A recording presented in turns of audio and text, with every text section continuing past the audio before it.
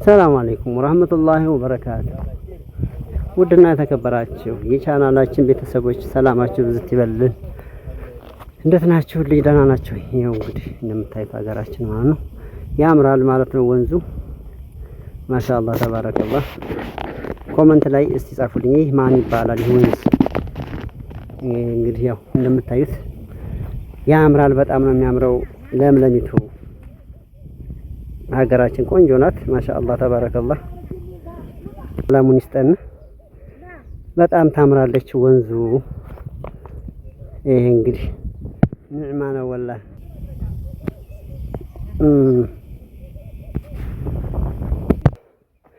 እንግዲህ እንደምታዩት ማለት ነው ይሄ ሀገራችን በጣም ያምራል ማለት ነው።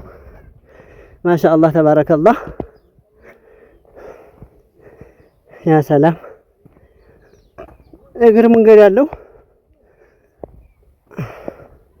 ማን ይባላል ነው ሰፈሩ። እንግዲህ ኮሜንት ላይ አስቀምጡ። ይህ አካባቢ ማን ይባላል? ያ ሰላም እንዴት ነው የሚያምረው! ማሻአላህ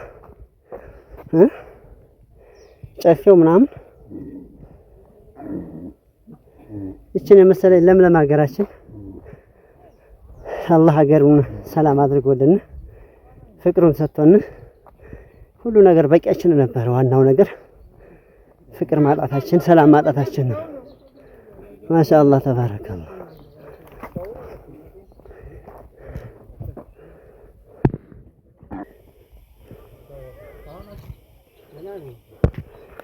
አሁን ግን የምታዩት ቤተሰቦች ማለት ነው ያ አላህ ላስጎብኝ ብሎ ጓደኞች እንግዲህ የት እየወሰዱኝ እንደሆነ አላወኩትም። ብቻ ና ቶሎ ተከተለኝ አሉ። እሺ ደረሴ ሽርጥሁ ምንድነው? ለቃቅ አድርጉት እንጂ እንዴ! እንደሱ ነው የሚያምርበው። ማሻአላህ በቀሎ ነው ያማዶ። የት እንደሚወስዱኝ አላወኩም። ተከተለኝ አሉ። ብቻ ሰፈሩ ያምራል። ማሻአላህ ተባረከላህ። በይህም ብትል ተራራ ነው እንዳለ ዙሪያው ተራራ ነው። ስለዚህ ይህ ሀገር ማን ይባላል ነው ይህ ሰፈር የሚያውቀው እንግዲህ ያው ተወላጅ የሆነ ካልሆነ በስተቀር አያውቁትም። ለምለሚቱ ሀገራችን ማሻአላህ ተባረከላህ። እዛ በቀሎ ውስጥ መሄድ እፈልጋለሁ። እሺ እድሪስ በቀሎ ጋር መሄድ እፈልጋለሁ። እንግዲህ ያው አገሪቱ ለምለም ነች። በመስኖ ሽንኩርቱ አለ። በአመት 3-4 ጊዜ ይመረትበታል። ከዛ በቃ ማሻአላህ ተባረከላህ። በዘመናዊ አስተራረስ ወጣቱ አሁን ገብቶታል። የእርሻው ዘዴ፣ የአስተራረሱ ዘዴ። ድሮ ጧት 1 ሰዓት ይጠምዳሉ እርሻ፣ ማታ 10 ሰዓት 11 ሰዓት ይፈታሉ። አሁን እንደዛ የለም የዘመኑ። ወይ ጉድ! ይሄ ደግሞ ምን ይባላል? መሌ ይባላል። መሌ ቦይ ነው የሚባለው አይደል? ቦይ ቀዶ ሄደ ይባላል። እምባው ቦይ ቀደደ ይባላል።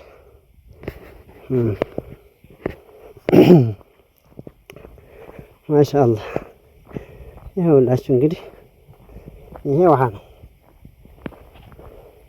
ሸንኮራው፣ በቆሎው፣ ድንቹ፣ ብርቱካኑ፣ ፓፓየው፣ ማንጎ፣ አቮካዶ የሌለ ነገር የለም በዚች ሀገር ላይ ማለት ነው።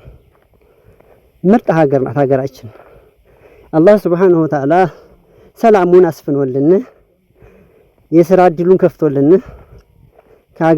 ከክልል ወደ ክልል እንደፈለግን ተንቀሳቅሰን ሰርተን የምንቀየርበት ቀን አላህ ያምጣልን።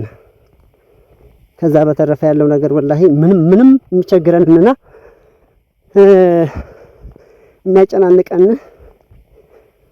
አንድም ነገር የለም።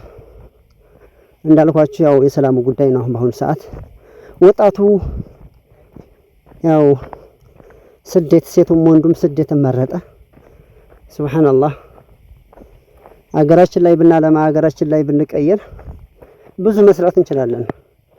ግዴታ ስደትን ብቻ ልምድ አድርገን ሚስት ከባሏ ባል ከሚስቱ ተለያይተው የህይወትን ጣዕሙን ሳያውቁት እስካሁን ድረስ የሚኖሩት ስንቶች ናቸው ማለት ነው። ለማንኛውም እንግዲህ ሀገሪቱ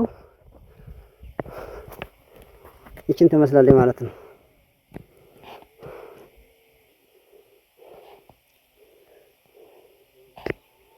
ሱብሃንአላህ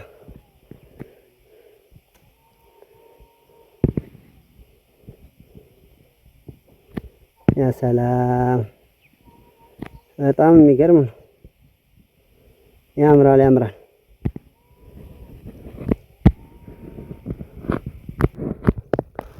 ያው እንግዲህ ጉዟችን ይቀጥላል ማለት ነው። አላህ ያው የምታዩት ውሃ ይሄ እንግዲህ ያው ቦይ ነው።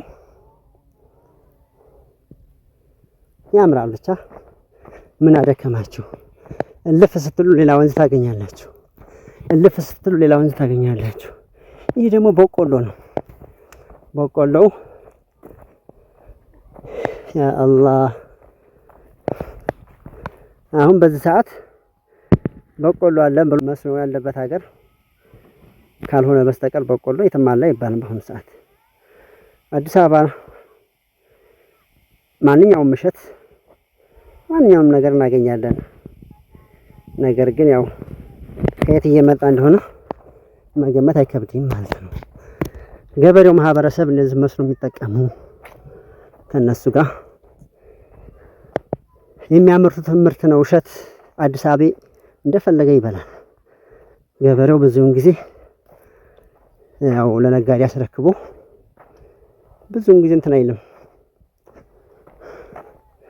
ያው እንደምታዩት እንግዲህ ማሻአላህ ተባረከላህ በጣም ነው የሚያምረው ማለት ነው። በቀሎ ብትሉ በቀሎ እሸቱ ሁሉ ሀገራችን ምን ጠፍተው ማለት ነው። እንግዲህ አላህ ሱብሓነሁ ወተዓላ ሰላም አለይኩም አማን ናችሁ? አልሐምዱሊላህ አማን ናችሁ? አለን አልሐምዱሊላህ። እሺ እንግዲህ ኮመንት ላይ የጻፋችሁም ካላችሁ ጽፋችኋል። ይህ ማለት እንግዲህ ያው ሀገራችን ጊራና ይባላል ማለት ነው። ቀደም ብዬ ኮመንት እንድታስቀምጡ ነበረ። ኮመንት ያስቀመጣችሁ ያወቃችሁም አላችሁ ብዬ ገምታለሁ ማለት ነው። ስለዚህ ይሄ ጊራናና አካባቢዋ ይሄ መንጠራ ይባላል። ይሄ አካባቢ ሱብሃንአላህ በጣም ነው የሚያምረው። ያምራል ያምራል ያምራል። ይሄ ጊራና ነው እንግዲህ ሀገራችን ጊራና ባለሽርጡ ይላል እንግዲህ ሀገራችን ጊራና እንግዲህ ይሄው ከጊራና በላይ ደግሞ ያው ጎራርባ ይባላል። ጎራርባ ይታያችሁ ስላምጣላችሁ ጎራርቦች ይሄው ሀገራችሁ ከጊራና በላይ ጎራርባ ትባላለች። በጣም አቀረብኩት።